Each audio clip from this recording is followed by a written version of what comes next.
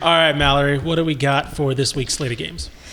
We'll start off with Baylor because we just talked about them. Baylor playing at Houston this Saturday at 6 p.m. You can watch it on FS1. Baylor 8.5-point favorites. The over under 50.5. I think I'm done with the Houston Magic. I think I am too. Ready to put it away for the season. Last week was ugly. Just stash it away for next year, right? Take that little bit of hope, right, and just kind of put it away. And Willie Fritz still nursing a broken finger, so like the grit's not quite as gritty anymore. He got a little bit of the consequences of that. But I think we've seen enough to be promised that they're going to be fine. But this year, this week, successful year. Yeah, but we're done probably with this. I think I'm a little done. For 2024. Yes, exactly. Okay, I think Baylor wins, but the defense Baylor has given up 28 points in 7 straight games. Dave Aranda said this about it. Got a new baby. It's an ugly baby. Gotta love it nonetheless.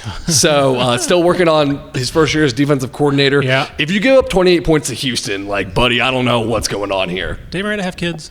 Yes. Yeah, his son's a freshman at Waco Midway. Is he calling his baby? Is he calling his son ugly when he was? No, he's calling his defensive ugly right now. Okay.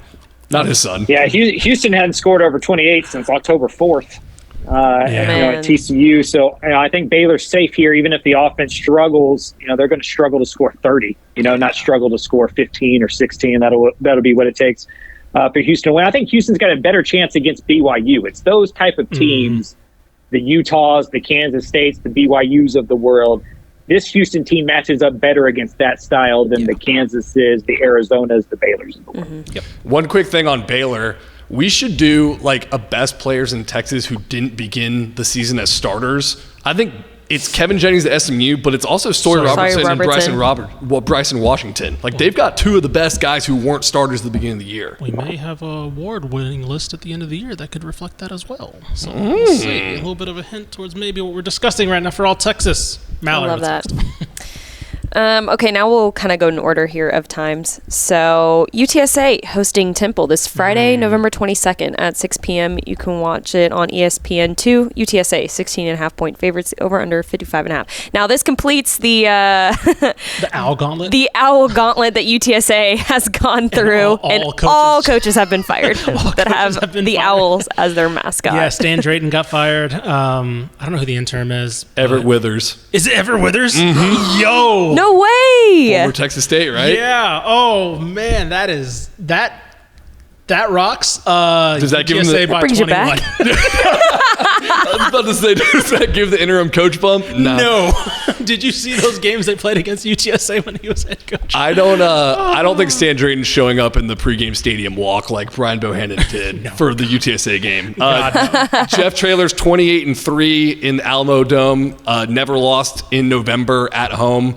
Give me the Roadrunners to get bowl eligible here. Yep, same. Yeah, too bad Jeff Traylor wasn't coaching at the Alamo. That may have gone different for the state of Texas. He's really good at home.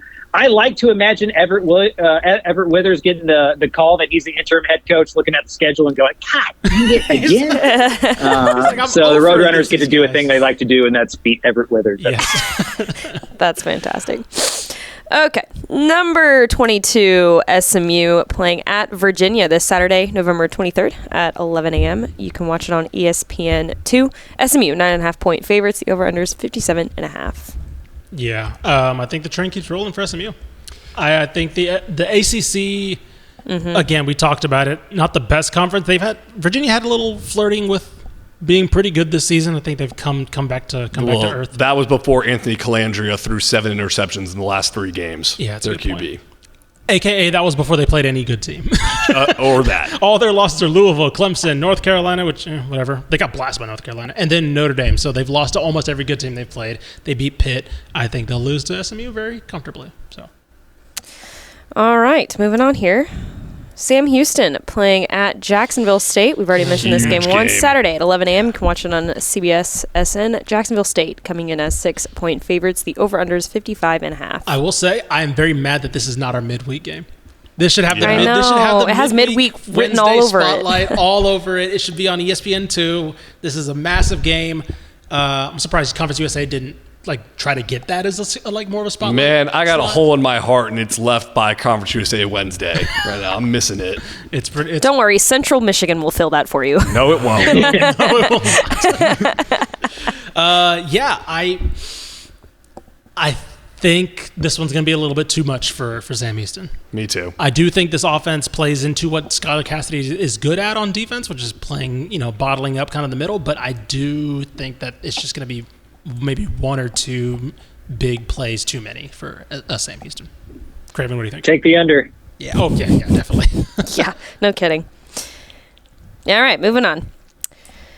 UTEP playing at number 7 Tennessee this Saturday. No, that's not Middle Tennessee. That's the Vols of Tennessee. And they're mad after the Georgia game. This Saturday at noon, you can watch it on. They're not even putting on it really anything. ESPN Plus or SEC Network Plus. Tennessee. Anyone want to take a guess at what the line is at? 46. 42. Very close. That was not a bad guess. Over under 52.5. Another nightmare scenario. UTEP goes in there and beats Tennessee. Yeah, that'll throw for them. the playoff. Actually, it wouldn't even matter because it's non-con. Yeah. I know. Yeah. That would rock, though. Actually, they definitely aren't getting the college football playoff if UTEP pulls this off. Yeah, no. Don't get hurt. Is my only analysis. So the line, as Mallory said, is minus 42. The over and under is 52.5. That means the implied score here on Vegas is 49-3 Tennessee. Yeah. That's so funny. Honestly, that's pretty nailed on. I'd probably go with that. Honestly, no, I'd probably go like 42. Tennessee's offense has not been that great, so I'll probably go with like 42-3. But yeah, come out healthy is all I want. Yeah. All right. Rice playing at UAB this Saturday at 1 p.m. You can watch it on ESPN Plus. Rice, 6.5-point favorites. The over-under is 51.5. 4 American Athletic Conference coaches have been fired mid-season. One of them is not Trent Dilfer. It may be 5 if they lose this game. Yeah. I was about Trent to say, Dilfer. You want to see what game gets them fired? It's losing to Rice and possibly Charlotte, who'd also fired their head coach. They're 6-16 right now. The Blazers are. Yeah, they were Memphis's flex game where they just decided to stretch all the muscles out. 53-18 last week. Give me Rice, man. They've been fighting. Give me Rice. I think they can do it against a team that's trying desperately to get their head coach fired in UAB. I like that too. Let's go Pete Alomar. Let's go. Craven, do you have a thought on that? They're going to have the best player on the field. I mean, Dean Connor should have a field day here. UAB wants this season. It's like the NBA playoffs. It's like the going fishing thing, right? When everybody's playing in vacation. Like UAB wants this thing to be over. Rice can send them into a sweet good night. Yes. Arizona playing at TCU this Saturday at 2 p.m. You can watch it on ESPN Plus. TCU, 12-point favorites. The over-under is 58.5. Is TCU the weirdest team right now in the state? Pretty weird. Like weirdest. They are odd. Like I probably would pick them. I'm gonna pick them to win this game. It would not shock me if they lost it, just because Arizona does one thing well, but TCU's lost to teams that have done like one thing well. Mm-hmm. Of course, they dominated Houston last week, which was kind of unexpected for me. I'm going to take TCU, but I don't know what to think about this team right now. The thought I have on TCU is, are we not talking about Savion Williams as a first-round NFL draft pick enough? I think, for better or worse, I think Quentin Johnston scared teams off of that maybe. But he's doing better now. I do think that you're right in Savion Williams, but I do think big wide receiver from TCU who they're gearing the whole offense around.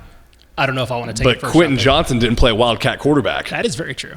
Mm-hmm. I think Savion's going to be one of those guys that shoots up boards when they get him into combines and things like that, just because he's an absolute freak of nature. Yeah. The consistency has come around, and so I think he's going to be one of those high upside second or third round, offensive players. Arizona doesn't worry me as much against TCU. I'm more worried about the Cincinnati matchup a week later, just because this team does well against teams that look like them. Sure. And Arizona plays football pretty similarly to how TCU does. It's not a physical bunch that's just going to beat you up front, and that's what the Horned Frogs have struggled against the most this year. Right. What's next, Mallory? Number 3, Texas, hosting Kentucky this Saturday at 2:30 p.m. You can watch it on ABC. Texas, 20.5-point favorites. The over/under is 47.5. I think they're okay. Kentucky hasn't been great this year. I think, are they over? No, they have 2. They have 1 win in the SEC. Versus Ole Miss. Yeah, God. And they lost by 1 point to Georgia. That Ole Miss team. I think Texas takes care of business, but I think it looks similarly to last week. where they probably get out to a big lead, and then all of a sudden they just kind of hang around. Where it's a win and no one's happy? No one's happy, but also no one's really that afraid of Kentucky coming back into the game. So I think it's similar to last. I think that's just what this Texas team is going to be against teams that are, quote-unquote, they should be, quote-unquote, better than. Texas needs a feel-good win before A&M, like a positive offensive vibes momentum game. They need something like what happened against Florida. Like they need another Florida type win, which I don't know if they're going to get. But yeah. Craven, is this the game you're going to this week? I think I'm going to just stay at home, watch them from home. I do have a press pass. I should probably let Texas know if I'm going or not.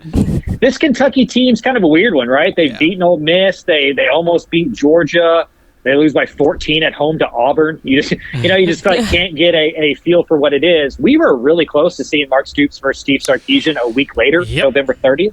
And it does seem like this Kentucky team's been up and down following that kind of whole mess. I think Texas matches up well because their offensive line should be able to handle the Kentucky defensive line.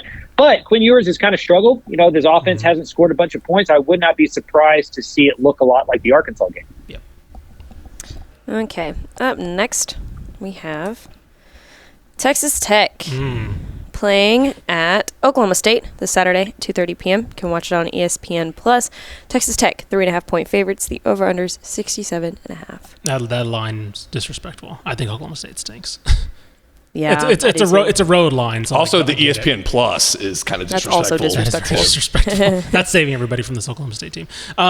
Look, Alan Bowman's completely come back down to earth from whatever he showed in the second half of last year. Ollie Gordon is all they have on offense, and every team knows that. So, he's not doing anything. He's also kind of let his head go a couple times, it seems like, in some fan interactions this year. So give me Tech. I think the vibes are just better, even though they haven't been perfect in Lubbock. They're just infinitely better than what's going on in Stillwater right now. Texas Tech's defense is 119th in the nation in total defense, 121st in the nation in scoring defense, 132nd in the nation in passing yards allowed. They need a get-right game. This is the closest thing they're going to get to one.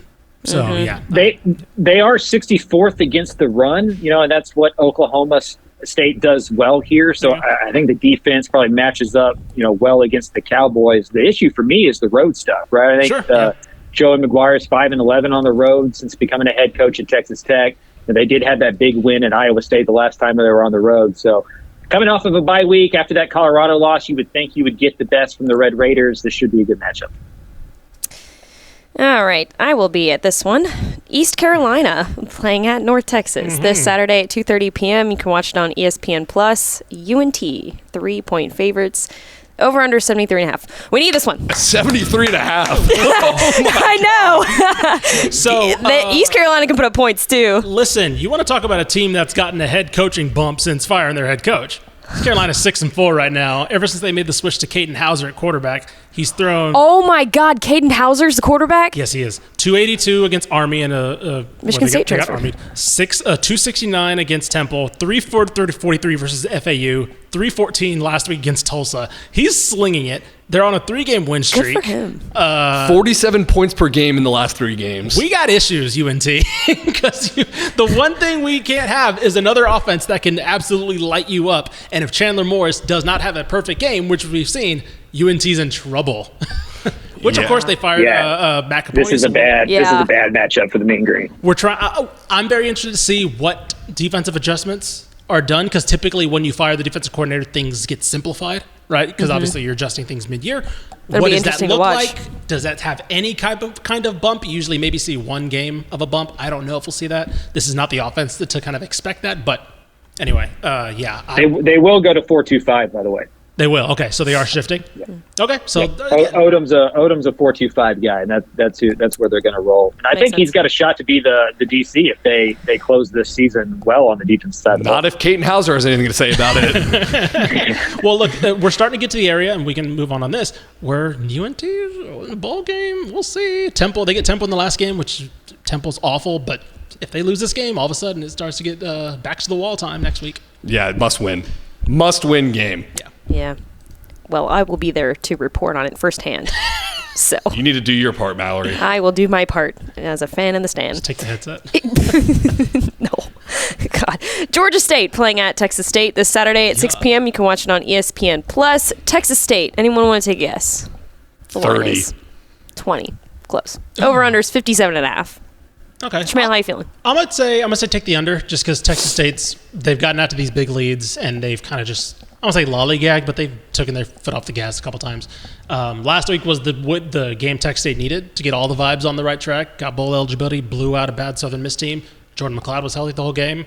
We're good to go. I think it's still 9 wins is still on the table, again, including the bowl game. So things are still in a positive direction, just not as what we thought maybe with a contending team in the playoff and a conference contending team. So things are still fine.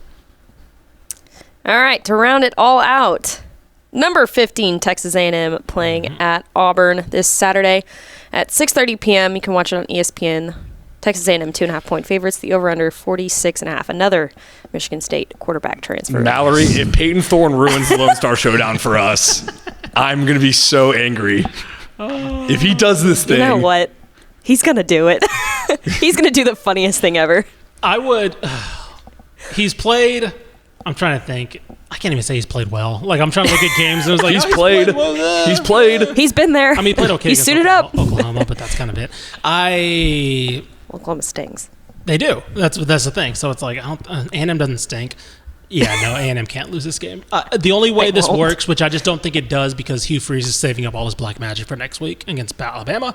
Yeah. So I think Marcel Reed. I will say this. I think Marcel Reed has his best game since probably against an SEC team, because he needs to have a really good definitive game against a team in the SEC, which I think he only has one of against Florida, I think, probably. I'm trying to think of the team that he beat.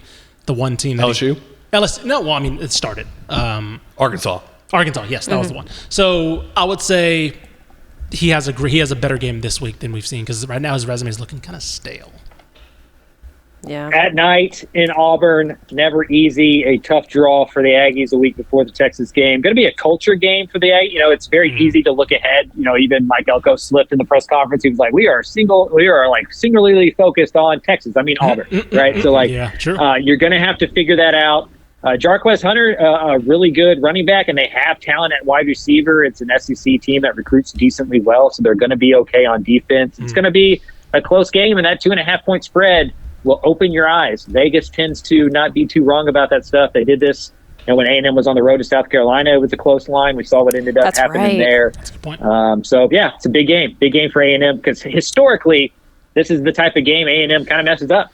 Yeah. Just right before it's supposed to be great. Just kind of the Charlie Brown thing. They've avoided that a little bit this year. Let's see if they can do it one more time. Yep. Man, for our cover's sake, I just hope that doesn't happen. I want Texas and Texas A&M to be all the hype. We're already half off with the cover, so. Yeah, well, I guess that is true.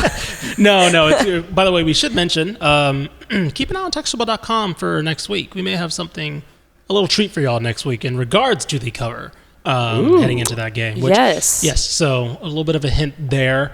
Hint, if you want to read something and you maybe aren't a subscriber, tune in TexasFootball.com heading into next week for that. Also, by the way, as we wrap up here, I think those are the slates for this week. Yes. That's everybody. All 13 teams are playing this week. All 13 teams are back to playing this week. So, by the way, Craven's Book, of course. Speaking, I'll drop a little hint here as well. Black Friday is coming up next week. Be on the lookout for a potential deal with Craven's Book. I almost messed it up again. Dave Campbell's Guide to Texas College Football. TexasFootball.com, you will see us promote more from there heading into Black Friday through that weekend, which is appropriate for the Lone Star Showdown as well. So, got some things coming for you guys next week, so please stay tuned to TexasFootball.com in regards to all of that.